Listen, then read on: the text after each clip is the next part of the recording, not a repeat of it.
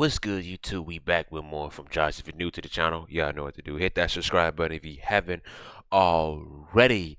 Hope that everyone is doing well. Today, we got a special video. Luka is coming for revenge. Without further ado, let's get right to this video. Off-season NBA transformations. As empty as they are inevitable. With every new season comes the barrage of new clips, videos, photos of players looking slimmer, players looking absolutely jacked, jump shots looking nicer, and fans getting hyped up on the idea of a new, improved version of their favorite player. Fool me once, shame on you. Fool me twice, shame on the guy who showed me photos of shredded James Harden. Luka Doncic, the latest member of this offseason tradition, recently going through a transformation of his own. He's lost weight, overhauled his diet, put down the basketball altogether to focus on getting in peak physical form. The same exact routine we have grown all too familiar with. But this transformation feels different. It feels personal. 6 months ago, the Mavericks did the unthinkable by turning their backs on the future of their franchise. And in response, Whoo! Found this out at 2 in the morning about that trade. And I'm not a Mavericks fan, but I do support the Mavs. That is my hometown team. So not only was I like in pain and hurt by this trade, and I was like shocked, I definitely felt the pain for diehard Mavs fans out there. This was a crazy night, and a few more weeks to go at it. Luka isn't just getting into shape. He wants more than to just study film or work on his jump shot. He wants revenge.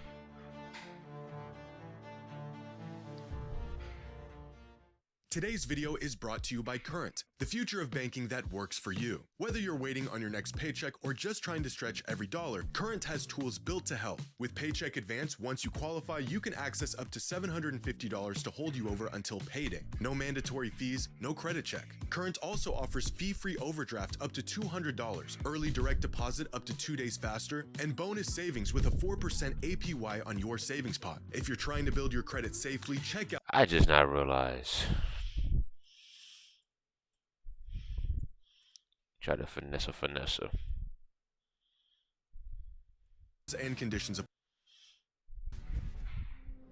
Last week, Men's Health published a cover story detailing the drastic transformation of Luka Doncic over the last 3 months. In the article, Luka talks about the sacrifices he's made to hopefully take his body and game to the next level. Details that include him beginning his off-season training program the day after the Lakers were eliminated from the playoffs, followed by months of fasting, a strict diet, more time to rest than any other point in his career, and even a 1-month stretch where he stopped playing basketball altogether to focus on weight training and other sports to get his mind and body off the court and focused on his overall fitness. And immediately following this news came the hype of skinny Luka. Do you even recognize the person on the cover? Showing off his slimmer physique. Skinny Luka.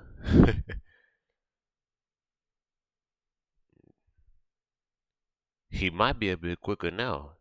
Even with that weight, he was still getting buckets and cooking. But just imagine Luka without the weight, though. Who knows? In the newest issue of Men's Health. But after a full summer of training and lots of protein, he's poised to take his game and the Lakers to another level. But we've seen this before, not just from other players, but from Luka himself.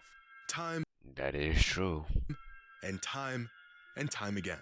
So why would things be any different this time?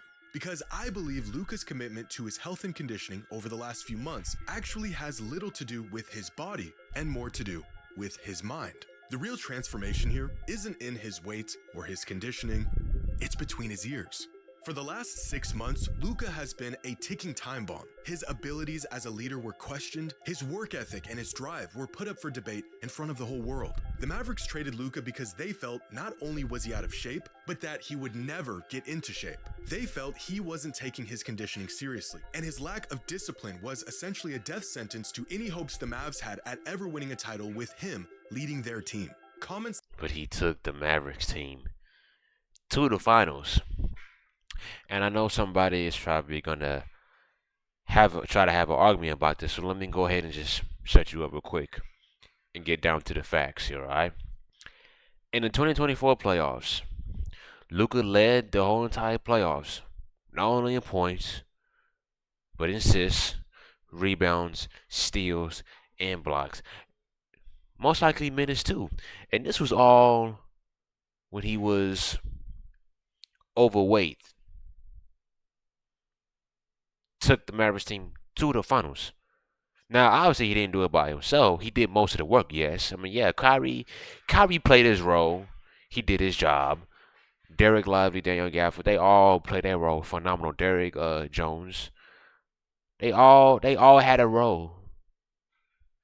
So they all, they did everything they could to try to, win that championship. But the Celtics was too much. Too many weapons. There was just nothing that we could do. So, yeah. That are just as wild today as they were at the time, and probably should have stayed in private, but from their perspective, were legitimate. The amount of hate that this man got and he probably still is to this day. I know someone personally, and he said this, and I quote, that he will never forgive Nico Harrison for trading Luka. I was like, wow. Obviously, there was more that he said, but I'm not going to say it on camera, out of respect. Concerns. In the following months, Dallas got AD, they landed with the #1 overall pick, which is suspicious, and they landed on Cooper Flag. A happy ending in Dallas considering their monstrosity of a decision. But the one thing Dallas forgot to factor into their grand plan, there is nothing Luka Doncic loves more than revenge. That is a fact. This is the same man who embarrassed a 64-win Suns team, sent them packing in a historic Game 7, and talked smack the whole entire time. I remember this. They got a little too confident. This is the same man who put the Defensive Player of the Year on an island, walked him down for a game winner, and told him he couldn't guard him, all because of one hard foul. He dropped I remembered it. What the fuck happened to the a quality? 50-piece on the Pistons because their assistant coach said a few things he didn't like. It seems like there was a little extra chirping going on with the bench tonight. Did that impact It was things? their assistant coach. He started chirping in the first quarter. So they didn't like when I chirped back. Now they said play basketball. If they're going to chirp at me, I'm going to chirp back. I ain't scared. For every snide remark, every unsightly gesture, comes a Luka masterclass as a Oh, shoot. Hold on, y'all. Give me one. I got to take this phone call real quick. I'll be right back. I'll be back. result of the unfortunate soul who thought it was a good idea to cross him. You want to take a wild guess at who he scored the most points against last season? That's right. The man knows how to hold a grudge. This, my friends, is not a coincidence. 45 and on the neither Mavs. is Luka getting into the best shape of his life this offseason. After 7 years in the NBA and refusing to take his health and conditioning seriously, Luka literally did exactly what the Mavs said he would never do and got into the best shape of his life purely out of spite. Which leads me to believe this is not your typical off-season transformation. This is a man who is out for revenge, and like the greats that came before him, is prepared to not just change his game, but change his entire approach on the game. Back in 2011, after losing to Dallas in the finals, LeBron James was at a crossroads in his career. Oh, This just gave me chills. 2012 LeBron. Man, you just had to be there. He was definitively the best player in the world by this point. His game looked sharp, it looked complete, he was better than ever. And yet, something was still clearly missing. And it was in the following offseason where he found that missing piece. He sought training from Akeem Olajuwon to expand his post game. He spent more time studying his decision making on the court and finding ways to improve it. And of course, he transformed his body to handle the more inside out game he would deploy in the following season. The transformation, although visible on the outside, was happening inside. How he saw the game, how he led his team, his resilience in tough moments, and the sacrifices he was willing to make in order to win. a transformation motivated by the shortcomings and criticism he had faced leading up to that point, and a shift in perspective that many all-time greats have had to face and overcome. Michael Jordan's moment came in the summer of 1990, after getting beat down by the Pistons, searching for an answer to get over the hump. His answer came in the form of spending countless hours in the weight room, putting on 15 pounds in the offseason to handle the physicality teams were throwing at him, and a newfound willingness to adapt his game to a new system and coach that knew it could work, but only if Michael bought into it. Kareem's moment came after a 7-year championship drought, where he had to embrace the idea of not just being a great player, but being a great leader, inspired by a young, exuberant rookie who virtually gave him no other choice. Some of these turning points are more public, more intentional. Others are stumbled upon in pursuit of greatness. But all of them weren't just transformations of game, but a transformation of how they approach. I am one of my top 5 favorite duos of all time, Kobe and Shaq. Like seeing stuff like this, man, just makes me want to put a smile on my face. Favorite shooting guard of all time, man. Rest in peace, Kobe and his daughter and all the 9 other passengers. The game. After repeated playoff failures and constant criticism about his work ethic and conditioning, Shaq's moment came in the summer of 1999. With Phil Favorite center of Jackson all as time. the new coach in LA, Shaq showed up in the best shape of his life, leaned into the triangle offense, and for the first time, fully bought into not just dominating, but winning. The transformation was visible in his body, but the change that really mattered happened to his mind. For Kobe, his moment came at rock bottom, with the departure of Shaq and missing the playoffs entirely in 2005. In the years that followed, he began to reshape not just his body, but his identity as a leader, a transformation that brought upon a completely new era in Kobe's career. As Kobe said at the time, his number changed, but the real shift happened in his mindset. He learned how to elevate teammates rather than just outscore opponents, a change that gave Kobe the tools to lead his team in ways that never quite showed up in the box score. All of these players, despite their game-breaking abilities and undeniable impact on the game, had to face the uncomfortable reality that if they wanted to win, something needed to change. A reality that Luka is facing at this moment in his career in more ways than one.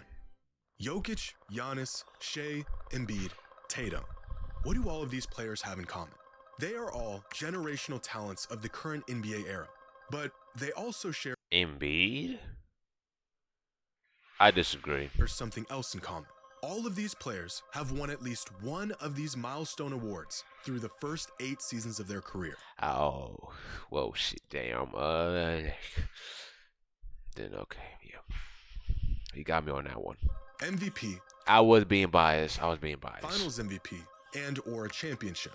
The only generational talent at the moment who hasn't. This is ironic. All 4 of these players have won a championship except for Embiid. Finals MVP, Finals MVP, Finals MVP, championship. Is Luka. In fact, almost without exception, every all-time great modern player stamped their legacy with at least one of these benchmark achievements that separate great players from all-time great players. This is actually, hold on, so you have, in the first 8 seasons, Kareem, okay. Whew, holy cow, Magic. This is actually crazy though. Magic only played for what? 11 seasons, I believe? Or 10s? Nah, it's gotta be 11. I hope I didn't get that wrong. Coming from a Magic fan, I hope I did not get that wrong. Jordan didn't really achieve really. No, well, he got MVP right here. But like, ooh. Tim Duncan, Kobe, LeBron. Yeah. KD, Steph. Okay. This is actually ironic though. By the end, Because for Luka, because I'm looking at this right now. Yeah, Jokic, Giannis, SGA, Embiid, and Tatum. They all okay. So in this generation, most of these generational talent players, most of these generational star players for the team, they don't really necessarily achieve anything until they reach into their 6th or their 7th season. But we was to go back in the early 2000s, if we was to go back in the 80s and the early 2000s, the average is about 4th or the 5th season. But it's really the 8th. It's mainly the 6th and the 8th seasons when they start to achieve stuff, even if it's just an MVP or a championship. So this is actually interesting what I'm looking at right now. Of their 8th season in the league, most of them with many of these awards. By this point, nearing about the halfway mark of a player's career, the truly transcendent players are well on their way to checking off these accomplishments. And in terms of talent, impact, and numbers, Luka should be in this class by now. That has not only been the expectation, but the trajectory he's been on for the past half-decade. But he has yet to achieve any of these accomplishments going into his 8th season in the league. Luka just had to sit by and watch his own draft classmate pull off a historic run, MVP, Finals MVP, and a championship in the same season, all while Luka was being told he didn't even have what it takes to lead a team to a championship. The man is watching his peers take over the NBA and cement their legacies right in front of his eyes. Pair that with the doubt and ridicule the Mavericks have shown him and a man who has sought revenge for a whole lot less, and you have a recipe for what may just be a real transformation, fueled by failure and an unwavering desire to get even.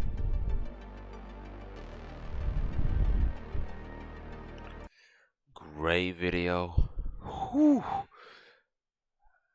I look forward to see what kind of look we're gonna get when the season starts back. Hope everyone enjoyed this video. Hit that like button, subscribe to the channel if you're new. See you all in the next video. Be safe and God bless.